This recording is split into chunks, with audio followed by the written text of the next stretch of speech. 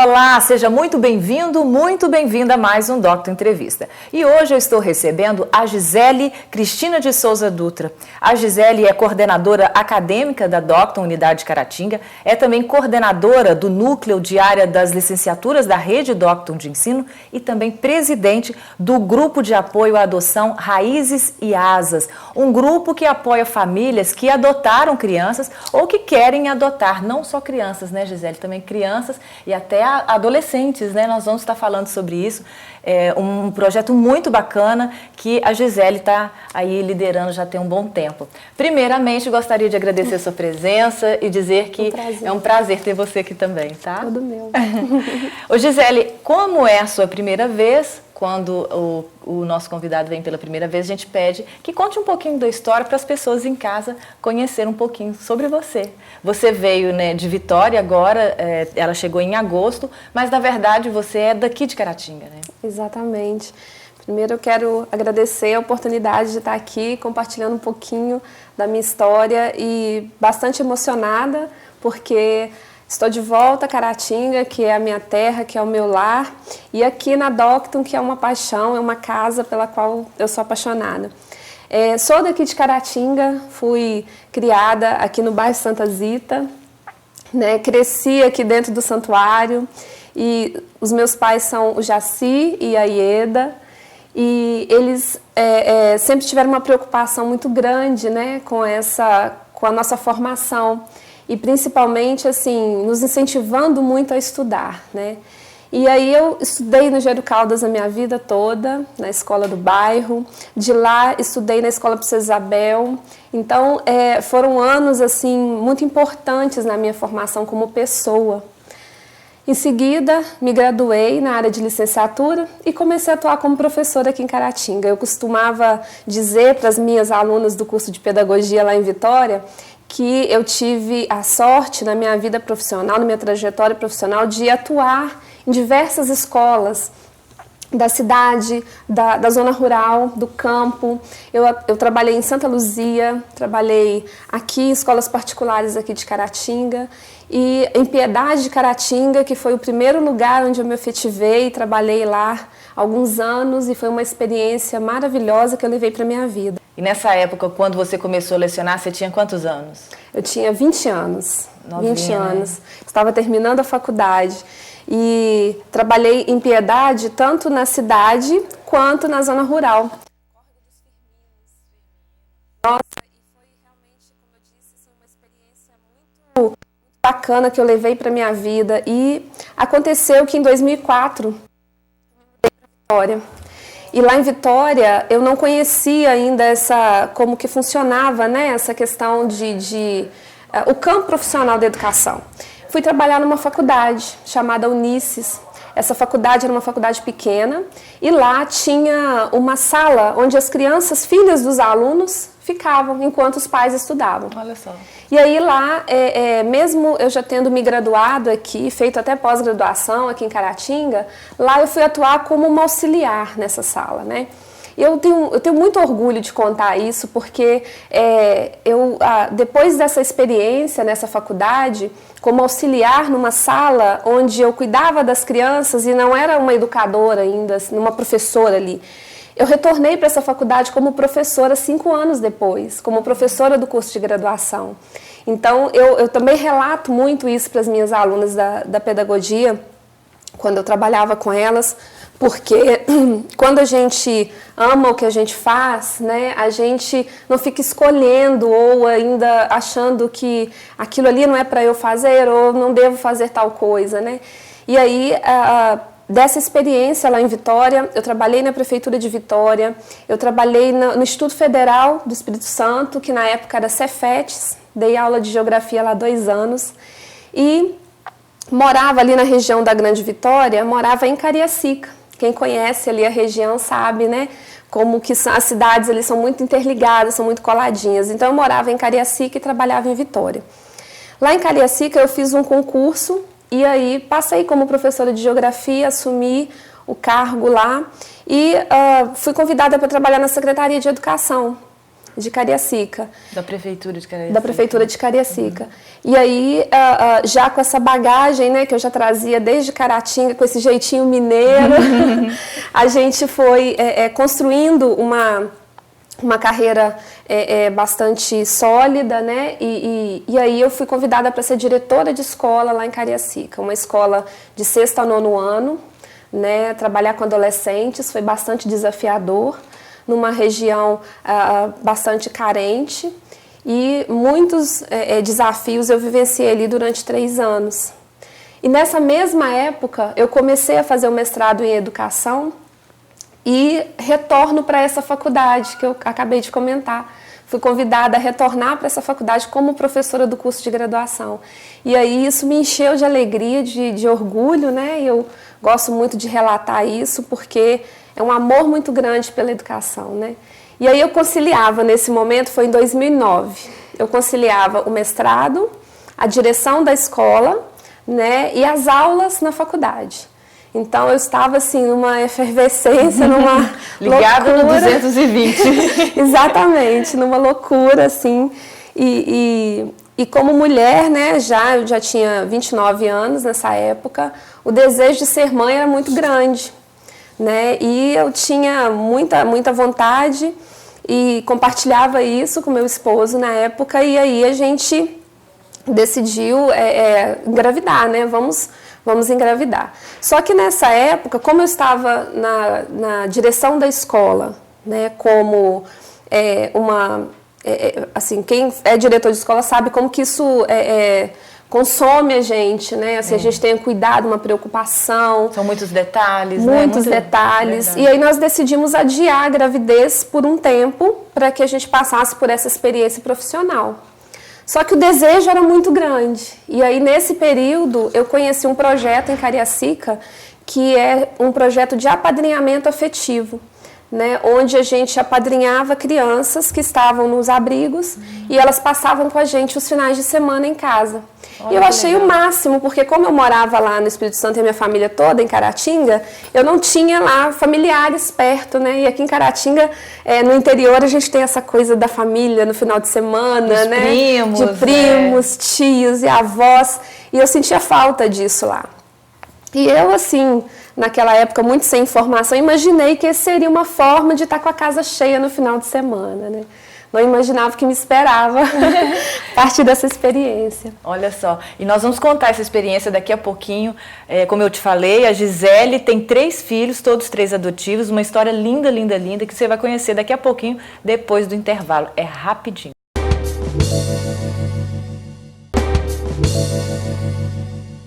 Muito bem, estamos de volta com o programa Doctor Entrevista e hoje eu estou recebendo a Gisele Dutra. A Gisele é coordenadora acadêmica da Doctor aqui de Caratinga e também coordenadora do núcleo de área das licenciaturas da rede de ensino Doctor. E além disso, é presidente do grupo de apoio à adoção que chama Raízes e Asas. E nós terminamos o primeiro bloco justamente falando sobre a adoção, que a Gisele foi para Cariacica e lá ela acabou adotando os 3 filhos. Eu gostaria que você contasse essa história pra gente. Então, eu estava no momento, como eu disse, profissional bastante agitado, né? E o desejo de ser mãe. E aí, entrei nesse projeto chamado Apadrinhamento Afetivo. Nesse projeto, estão envolvidas crianças maiores de 7 anos, cuja probabilidade de adoção é muito pequena. E a ideia é que essas crianças, enquanto aguardam nas casas de acolhimento ou adoção ou a reintegração familiar, que elas tenham uma vida mais próxima de uma vida normal, comum, de ir à escola, de ir à igreja, de passear no final de semana. Então o projeto ele surge para isso, envolver famílias da comunidade que possam ser madrinhas e padrinhos dessas crianças. Por um período a criança fica na sua casa, dorme, come? Sim, nos finais de semana. Nos finais de semana, isso. Entendi. A gente se inscreve, então as famílias passam por uma seleção e uma preparação, e aí não tem que ser necessariamente casais, pode ser uma pessoa solteira, e elas são preparadas para receber essas crianças nos finais de semana. Não é uma obrigação também trazer todo final de semana. Funciona mesmo como uma madrinha. Né? Como as famílias não têm as madrinhas que sempre estão ali no aniversário, na escola. Então, assim eu conheci a minha filha, que foi a primeira que eu tive contato, ela que estava inscrita nesse programa. E eu me emociono muito sempre que eu lembro dessa história. Eu vou tentar contar. E, assim, ela já estava no abrigo há algum tempo, e aí a gente foi apresentada numa sala de uma psicóloga. Eu me lembro perfeitamente do primeiro dia que eu a vi, né? E ela tinha 10 anos e, assim, estava bastante receosa de nos conhecer. E porque devido à história de vida dela, né, ela não tinha tido vínculos, né, com alguém durante muito tempo. Então, ela sempre ali desconfiada, com o pé atrás. E a gente começou a trazê-la para casa nos finais de semana. Eu me apaixonei por ela do primeiro momento que eu olhei para ela. Só que, assim, como na minha família não havia casos de adoção e nem no meu entorno, amigos, eu não conhecia nada de adoção, eu me senti envolvida e apaixonada por ela, mas eu não sabia como proceder e nem se era possível adotar, nem o que era adoção de fato, né? Porque existe muito aquele senso comum de que a adoção é algo que a gente faz por caridade, ajudando o outro, né? Porque a gente está sendo uma pessoa boa com o outro, mas ser pai e ser mãe é algo desafiador. Sim. E é algo que é para a vida toda. Né? A gente entende hoje que a adoção, a caridade é algo pontual. Você ajuda a pessoa ou alguma instituição e pronto. Como que ser pai e ser mãe pode ser caridade, né? Não é. É um crescimento espiritual comum, né? É um crescimento em todos os sentidos, né? De amadurecimento. Eu falo que pai e mãe, na verdade, é um treinador. A gente fica ali o tempo todo com os desafios do filho, aprendendo, ensinando, todo mundo junto, é um grande crescimento. E não tem receita. Não tem. Não tem receita. Esse é a principal questão. Eu não posso chegar para você, olha, faz assim que vai dar certo. Não tem receita. E aí começou esse movimento, assim, de reconhecimento desse amor que a gente estava sentindo por ela. Logo em seguida, ela fazia parte de um grupo de 5 irmãos que estavam abrigados. E todos eles tinham padrinhos. E nós conhecemos também o mais novo, né, que hoje é o meu filho, o Cauã, e ele tinha 3 anos na época. E aí aconteceu esse movimento de aproximação, acompanhado pelas equipes técnicas, foram várias histórias aí que tem nesse caminho, sabe?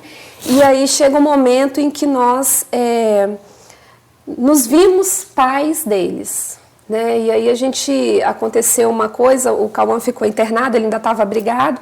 Todo final de semana a gente buscava eles para nossa casa e levava de volta. E aí ele ficou doente.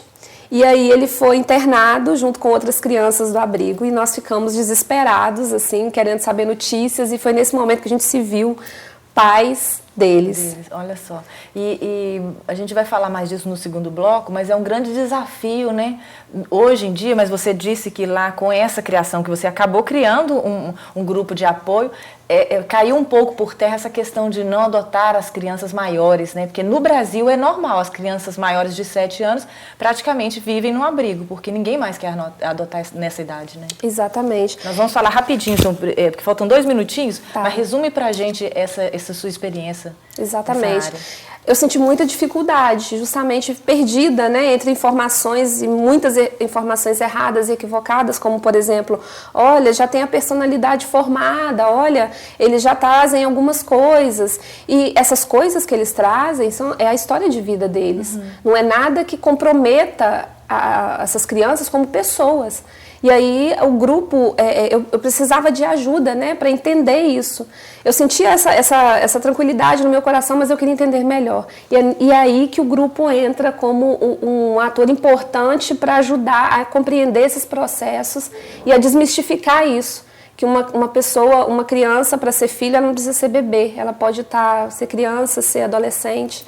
Né? Então, o grupo é importantíssimo para isso. E é mais fácil, assim, o período de tempo, né, para conseguir uma adoção quando a criança é maior, né? Porque a fila de espera para crianças, bebezinhos, é enorme. Há uma grande reclamação acerca disso, porque o processo é muito burocrático. Eu, pessoalmente, acho que o processo ele é adequado. Porque para ser pai e ser mãe, a gente não espera 9 meses. né? A gestação biológica não traz esse tempo para a gente se acostumar com essa ideia. E o processo hoje de habilitação, ele dura de 6 meses a 1 ano. Que é o momento em que você reúne os papéis, você é entrevistado e você faz essa preparação. A partir daí você entra na fila. E aí se nessa fila, essa fila de adoção que todo mundo diz, se você escolhe um bebê, você tem que entender que você e todas as outras pessoas desejam um bebê. Vai ter que esperar. Tem que esperar. E aí, agora, se o seu desejo é ser pai, ser mãe, simplesmente, e você deseja encontrar o seu filho, você amplia esse perfil. E aí, essa criança que está acima de 4 anos já está no abrigo, destituída, e é preterida, né? Ninguém quer, porque às vezes até porque é negro, e aí eu sou branca, mas eu quero um branco igual a mim, né? Ou tem 7 anos, ou é adolescente. Entendi. E aí muitas equipes técnicas às vezes entendem que é melhor não destituir, já que a probabilidade de adoção é pequena. Sim. Né? Nós vamos continuar falando mais um pouquinho Claro. sobre esse assunto, sobre esse grupo de apoio, daqui a pouquinho, depois do intervalo. Rapidinho nós voltamos.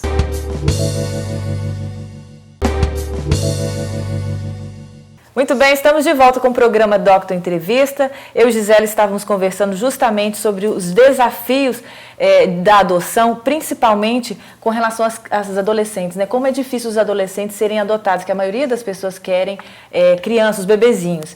E você justamente adotou agora recentemente uma de 18, 16? 16 anos, né? 16. Sim, a partir da minha experiência com os meus 2 filhos, os primeiros que chegaram, surgiu um grupo de apoio à adoção que a ideia era justamente ajudar as famílias daquela região ali do Espírito Santo, de Vitória, de Cariacica, a amadurecer essa ideia, a entender melhor esse processo. O grupo surgiu em 2010, então hoje nós já faremos 7 anos, agora em outubro, e aí o grupo trabalha nessa perspectiva. Ele cresceu muito e aí a gente, por exemplo, hoje a gente já desenvolve atividades de visitação às casas de acolhimento, né, que a gente chama de abrigo, muitas pessoas conhecem por abrigo, mas são casas de acolhimento. O grupo ele se reúne mensalmente lá em Vitória, para reuniões onde a gente funciona como um grupo terapêutico, onde as famílias trocam informações, encontram-se os filhos por adoção, e ali cria-se um vínculo e uma rede muito importante. E a ideia é que o grupo trabalhe também com o direito à convivência familiar e comunitária como um todo, por isso que a gente trabalha com os abrigos. Nesse movimento, nessa caminhada, eu senti que eu teria outra filha. E aí, no meu coração, eu comecei a cultivar esse desejo e encontro essa adolescente em 2015, no final de 2015, com uma história dela e que me encantou e que antes mesmo de conhecer a história dela me apaixonou. E a gente se aproximou, foi criando esse vínculo e hoje ela está comigo. Ela tinha 16 anos, hoje ela está com 18 anos. E aí você vem falando no grupo, você estava me contando, que justamente um dos objetivos do grupo é desmistificar essa questão, né, de adotar uma criança de uma idade mais avançada. E a sua experiência, o desafio é o mesmo de quando se tem uma criança do próprio ventre? Essa diferença, ela muitas vezes questionada, mas eu penso que cada história é uma história. Mesmo que eu tivesse tido os 3 filhos por vias biológicas, eu penso que seriam 3 histórias diferentes. Né? A única diferença é que eles vieram pela via da adoção. E eu continuo tendo 3 histórias diferentes. E os desafios como mãe normal de toda mãe. De adolescentes agora, porque eles estão com 11, 18 e 19 anos e a minha casa é uma festa, porque são 3 adolescentes e eu me divirto pra caramba com eles. Então, são histórias diferentes. E eu só queria acrescentar que na adoção tardia, que a gente chama, há uma característica muito bacana que as crianças, elas entendem, elas vivenciam o processo de adoção. Então não existe segredo, não existe aquele momento de contar para o filho que ele foi adotado ou não. Não existe, isso é uma coisa muito natural para nós, né? Então, nós falamos disso, como eu estou falando aqui na televisão, as crianças falam disso quando elas estão nos grupos, nos meios que elas convivem, então isso não é tabu para nós. E a gente fala para as pessoas também que a adoção ela é muito ampla e é um ato de amor. Então, não existe o grupo funciona também nesse sentido. E aí, hoje, a gente trabalha nessa perspectiva. O grupo também ele tem os meios virtuais, né? Então, hoje, quem quiser conhecer um pouco melhor e até receber orientação pelos voluntários do grupo, todos os voluntários que estão há muito tempo no grupo, eles já dão esse apoio para as pessoas que querem informações sobre o processo de adoção, para as pessoas que querem conhecer histórias de adoção de famílias reais, que vivenciam os problemas cotidianos de qualquer família, o grupo está à disposição. Raízes e Asas, você pode procurar no Facebook, na internet, e a gente tem uma página no Facebook que a gente recebe essas informações e os voluntários estão à disposição para orientar. Olha só que bacana. Repete então, Raízes e Asas. Muito bem. E vamos falar então um pouquinho sobre o projeto na Docto, na rede de ensino, os projetos, né, que são vários, né? Sim, eu venho de Vitória, assumo a coordenação acadêmica da unidade de Caratinga e venho para reforçar um grupo que já trabalhava aqui, que já atua aqui com muita força, e os cursos de Caratinga têm uma qualidade muito grande, sabe? A gente tem 9 cursos hoje na unidade de Caratinga, que são cursos muito fortes, professores extremamente qualificados, e a gente, por exemplo, coincidentemente, a adoção é um dos temas que está sendo trabalhado no curso de Direito. Na disciplina integradora, Na disciplina integradora, que é um trabalho interdisciplinar, onde as professoras congregam as informações daquele período e aí elas trazem um tema para que esse tema seja estudado pelos alunos, utilizando os conhecimentos que eles estão construindo ao longo do curso. E esse semestre, o curso de Direito, ele traz o tema da adoção. E os alunos estão tendo experiências fantásticas. E olha só, como eu não acredito no acaso, nem coincidência, foi justamente quando você vem para Caratinga com toda essa experiência, né, de adoção, os alunos escolhem esse tema. Foi uma feliz coincidência. Que bacana. E agora, os projetos para o futuro, Gisele? Bom, eu estou vivendo uma fase da minha vida aqui bastante de ressignificação. A própria vinda das crianças, né, para morar em Caratinga tem sido uma experiência maravilhosa. Então, claro, temos sonhos, né, e acho que o primeiro e grande sonho de toda mãe é ver os filhos felizes, né? E é isso que eu busco, e eu tenho certeza que eles estão vivendo isso aqui em Caratinga.